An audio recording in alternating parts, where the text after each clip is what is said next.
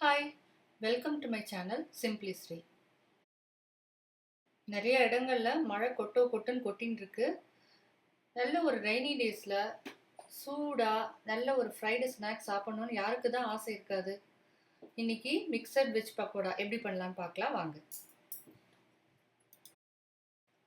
இப்போ பக்கோடாவுக்கு மிக்ஸ் பண்ணிக்கலாம். ஒரு கப் துருவின கேரட், மெலிசா நறுக்கின முட்டைக்கோஸ் ஒரு கப், மெலிசா நறுக்கின வெங்காயம் நல்லா உதுத்து போட்டுக்கணும், அது ஒரு பவுல்,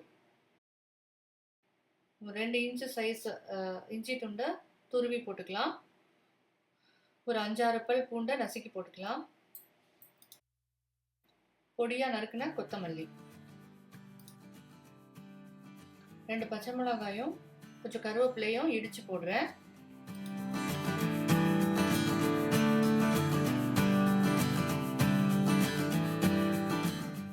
1/4 ஸ்பூன் பெருங்காயப்பொடி, இதுக்கு தேவையான உப்பு, 1 டீஸ்பூன் உப்பு சேர்த்துருக்கேன், 1/2 டீஸ்பூன் மஞ்சள் பொடி, 1 டீஸ்பூன் மிளகாப்பொடி.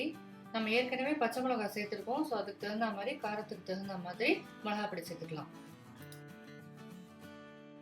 இப்போ இதோட 2 டேபிள் ஸ்பூன் அரிசி மாவு சேர்த்துக்கலாம். இது 1 ஸ்பூன் நெய் சேர்த்துக்கிறேன்.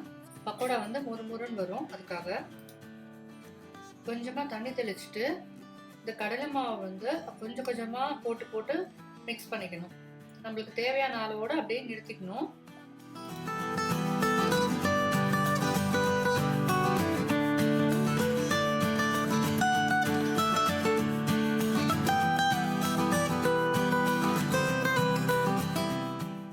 ரொம்ப அமுக்கி பிசியாம நம்ம உதுத்தா மாதிரி நல்லா வெறுமை கலந்துதான் விடணும்.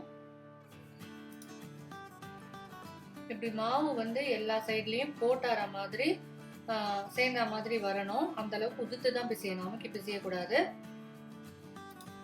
நான் இன்னைக்கு 3 கேரட் யூஸ் பண்ணியிருக்கேன், மீடியம் சைஸ், ஒரு 200 கிராம் இருக்கும்.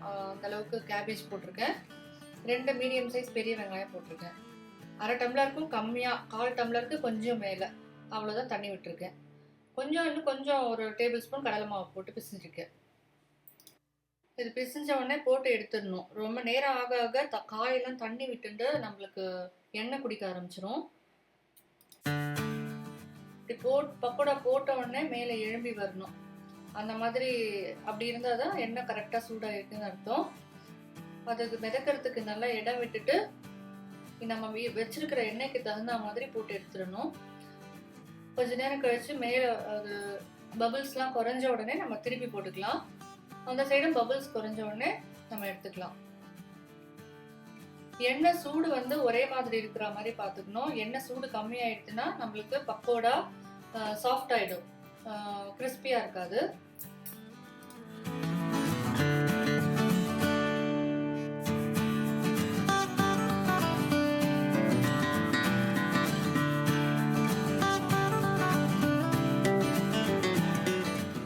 அவ்வளோதான், முறுமுறு பக்கோடா ரெடி ஆயிடுது. நீங்களும் ட்ரை பண்ணி பார்த்துட்டு எனக்கு கமெண்ட் சொல்லுங்க. இந்த வீடியோ உங்களுக்கு பிடிச்சிருந்தா உங்க ஃப்ரெண்ட்ஸ் அண்ட் ஃபேமிலிக்கு ஷேர் பண்ணுங்க. மறக்காம நம்ம சேனலை சப்ஸ்கிரைப் பண்ணி வச்சுக்கோங்க. சீக்கிரமே வேற ஒரு நல்ல வீடியோல உங்களை மீண்டும் சந்திக்கிறேன். அதுவரை பாய்.